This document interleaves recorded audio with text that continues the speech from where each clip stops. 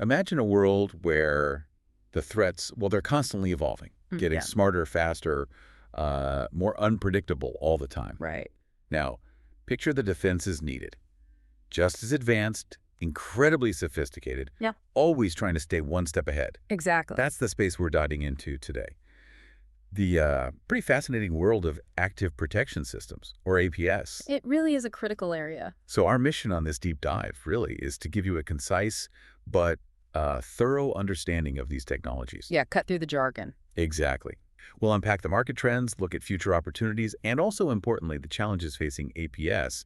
It's about getting you well informed quickly. Good goal. So to kick off our deep dive, let's just set the baseline. For anyone maybe not familiar, how would you define an active protection system, and what are the main types we're looking at? Okay. So at its core, an active protection system, or APS, it's a technology built to first detect and then neutralize incoming threats. Okay. Think missiles, rockets, even artillery shells, No. before they actually hit their target. Like a shield, but an active one. Precisely. A dynamic, sort of responsive shield around, say, an armored vehicle or maybe some critical infrastructure. And we generally split them into two main types. Right. You've got hard kill systems. These physically intercept and destroy the threat. Bang. Direct action. Yeah. And then there are soft kill systems. These use electronic countermeasures, things like jamming or dazzling, spoofing signals. Ah, clever. To trick or disable the incoming projectile, make it miss, Yeah. or just render it ineffective. That's a powerful idea, the dynamic shield. Yeah. And clearly it's not just theory anymore, is it? Not at all. We're talking a very real, very rapidly growing market. Our sources put the global active protection system market at roughly 3.5 billion US dollars in 2024. Yeah, around that figure. But here's the kicker. Wow. It's projected to nearly double. We're looking at over 6.8 billion by 2032. That's a compound annual growth rate, a CAGR, of 8.5%. Wow. It's a huge surge. It really is. And what's fascinating here, I think, is that this isn't just about bigger defense budgets, though that's part of it. Right. It signals a real fundamental shift in how acceptable risk is viewed on the modern battlefield. How so? Well, commanders are now actively factoring in the, let's say, expected survivability that APS provides right into their strategic planning, Oh, yeah. which means they can consider operations that might have been deemed just too hazardous before. So this rapid expansion, it signifies a clear, urgent global demand. It's moving beyond just incremental upgrades. It's a foundational shift. Exactly. A fundamental shift in prioritizing how you protect assets and, crucially, personnel. Okay, so if that's the market picture, what's really fueling this demand? Where are the main drivers coming from? Well, there are a few key factors stacking up. First, and maybe the most obvious one, is just the relentless evolution of conflict itself. The threats keep changing. Constantly. The spread of advanced ballistic and guided missiles, RPGs, often used by non-state actors too, sometimes in complex urban settings. Yeah, messy environments. Very. And traditional armor, well, it often just isn't enough on its own anymore. As the threats get smarter, the defenses have to match them. Makes sense. What else? Second, you've got rising global defense spending generally. Nations are putting bigger budgets toward modernizing their military capabilities overall. And APS is high on the shopping list. Very high. It's seen as a critical modernization step. And crucially, it sounds like there's a strong human element here. It's not just about protecting the tanks or the hardware. Oh, absolutely not. The human factor is maybe the most compelling driver. APS plays an absolutely vital role in keeping troops and personnel safe inside these vehicles. Protecting the people. Yes. There's a growing emphasis on systems that, as one source put it, form an unbreakable shield around the crew. Recent conflicts have really hammered this home, especially in dense urban combat where even lighter utility vehicles can face pretty serious threats that are, frankly, quite easy to get hold of. So it protects lives, maintains morale, keeps units effective.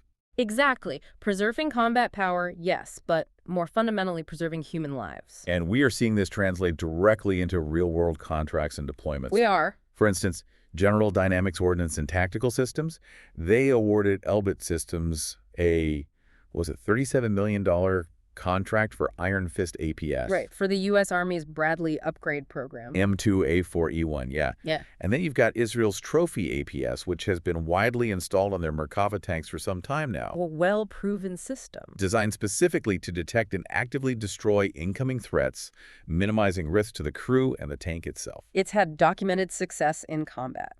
So if these systems are proving this effective, what does this actually mean for, like, the basic math of combat, for operational effectiveness out there? It means a pretty profound transformation in how militaries can approach conflict. APS doesn't just boost survivability numbers. It changes tactics. It enables vehicles and personnel to operate with much greater confidence and therefore effectiveness in high-threat areas that might otherwise just be too dangerous to go into. Opens up options. Definitely. By actively neutralizing threats before they hit, these systems fundamentally change the risk calculation. They allow for more aggressive maneuvers, more sustained operations. Interesting. In a way, it kind of flattens the playing field. It can make older legacy systems still viable against modern anti-tank weapons, or let lighter vehicles operate where previously only heavy armor could go. It really changes deployment doctrine. Okay, let's shift gears a bit.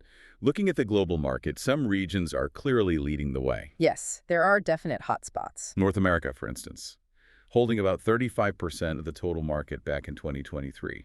What's driving that dominance? Well, it's a combination of things. Robust defense capabilities already in place, pretty substantial budgets compared to many others, and the presence of major domestic players like Raytheon Technologies, for example. Right. And Europe, not far behind, looks like. No, Europe holds a significant chunk too, around 30% market share, and we're seeing investment there growing quite noticeably. Why the growth spurt in Europe? It's fueled by regular, ongoing procurement programs in various countries, but also significantly by the security situation, including the ongoing Russia-Ukraine conflict. That's definitely focusing minds and budgets. Understandable, but where's the sort of real dynamism? The fastest growth? Well, if we connect this to the bigger picture, the real growth hotbed, no question, is the Asia-Pacific region. Really? Tell me more. Okay, so it held maybe 25% of the market share in 2023, but projections show it's surging to around 30% by 2024. That represents the highest CGR of all regions. We're talking a robust 10%. 10% CAGR. Wow. What's behind that surge? Again, a mix. Strong economic growth in many countries there, Wow. coupled with heightened geopolitical concerns and tensions in the region, Right. which naturally leads to rising defense budgets, particularly in places like China and India. They're investing heavily in modernization. And companies are noticing. Oh, yeah. Companies like Rafael Advanced Defense Systems, with their trophy APS, they see huge potential there. It's really a reorientation of defense priorities playing out globally. Emerging powers are rapidly investing to secure their interests. Speaking of the companies, the key players, who are the big organizations really dominating this space, and what are they doing strategy-wise to stay ahead? It must be incredibly competitive. It is. The landscape is led by some major organizations. Raytheon Company is a big one, holding roughly 23% market share in 2023. Almost a quarter of the market. Yeah. Then you have Rheinmetall AG from Germany, around 14%, and Saab AB from Sweden at about 12%. These are significant players. And what are they focusing on? Just building the best tech? Well, yes, the tech is crucial, but they're also heavily focused on creating customized systems, tailoring solutions to specific vehicles, specific threats, specific operational environments their clients face. Makes sense. One size doesn't fit all. Not in this game. And their innovation efforts are intense. Constant attempts to create new solutions, often bringing in things like machine learning and AI to try and get an edge, attract more clients. And what about business strategies? Are they mostly developing things in-house or? Collaboration is absolutely key. You see a lot of alliances. Like partnerships? Yeah, collaborations, joint ventures, things designed to maybe centralize supply chains, share R&D costs or intellectual property, gain access to new markets together. Smart. We also see straightforward partnerships, efforts focused purely on market expansion, strategic mergers and acquisitions, and of course, huge sustained investment in their own research and development. You have to keep pushing the boundaries. But, okay, even with all this growth and innovation, it can't be all smooth sailing. There must be hurdles, right? Significant ones. Oh, definitely. For instance, the cost. These systems sound incredibly expensive to develop and maintain. They absolutely are. That's a major barrier. Developing effective APS needs intensive long-term research. You're integrating incredibly advanced tech, sophisticated radar, super sensitive sensors, high-precision interceptors. Sounds cheap. Not at all. It translates into a really significant initial investment. And that can be prohibitive, especially maybe for smaller defense contractors or countries with tighter budgets. It naturally limits market competition to some extent. And it's not just buying it, right? It's keeping it running. Exactly. The initial cost is one thing, but the ongoing maintenance and upgrades are critical. You have to ensure the system stays effective against threats that are also constantly evolving. So constant updates, training. Continuous investment, employee training, software updates, system enhancements. It all adds to the financial burden over the system's entire lifespan.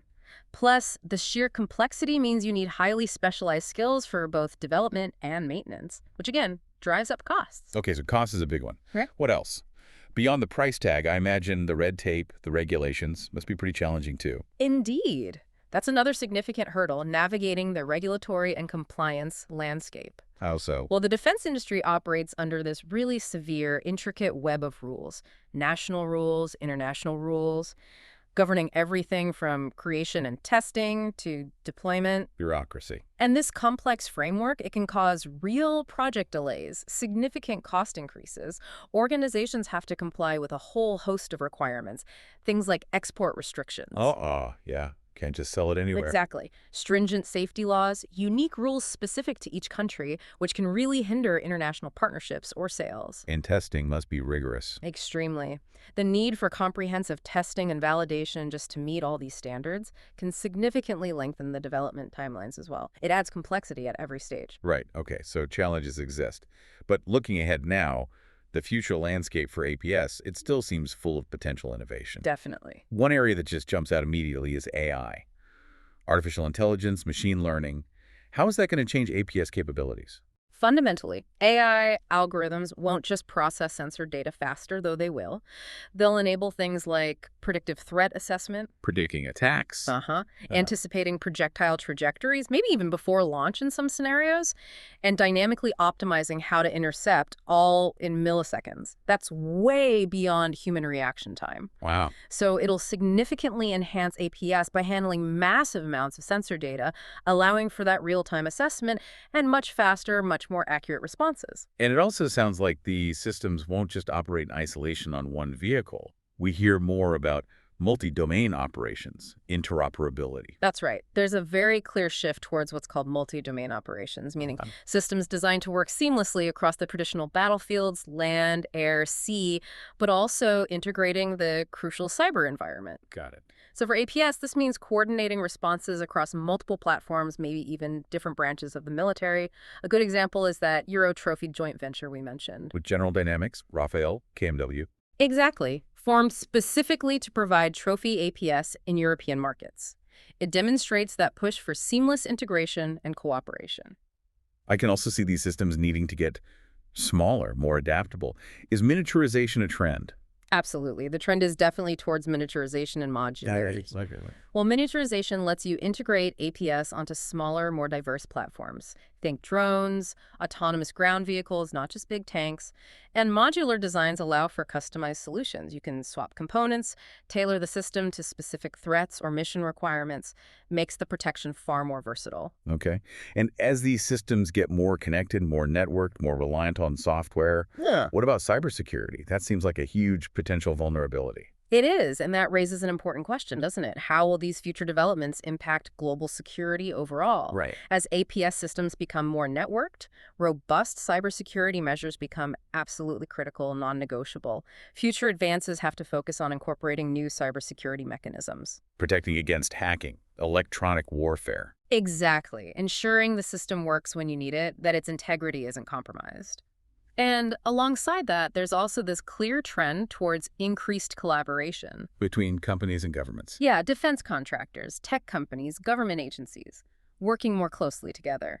That will undeniably spur innovation, speed up knowledge sharing, and ultimately accelerate the development of these next-gen protection technologies. Okay, so let's try and recap our deep dive today. Active Protection Systems, APS. It's clearly a critical field, rapidly evolving and absolutely essential for protecting assets and people in what feels like an increasingly complex and dangerous world. Couldn't agree more. The demand is being driven by those evolving threats we talked about, military conflicts changing, plus increasing defense spending globally, particularly as you highlighted, in the Asia-Pacific region. That's the hotspot for growth. Technologically, we're seeing really exciting advancements, AI integration, multi-domain thinking, miniaturization, modularity. Lots happening on the innovation front. But it's not without its hurdles. Those significant development and maintenance costs are a real factor, and the complex web of regulations and compliance issues, well, they remain major challenges for the industry to navigate. Big challenges, definitely. Now, for a final thought for you, our listener, to maybe mull over, we've mostly talked about APS in a military context, right? Tanks, armored vehicles. Primarily, yes.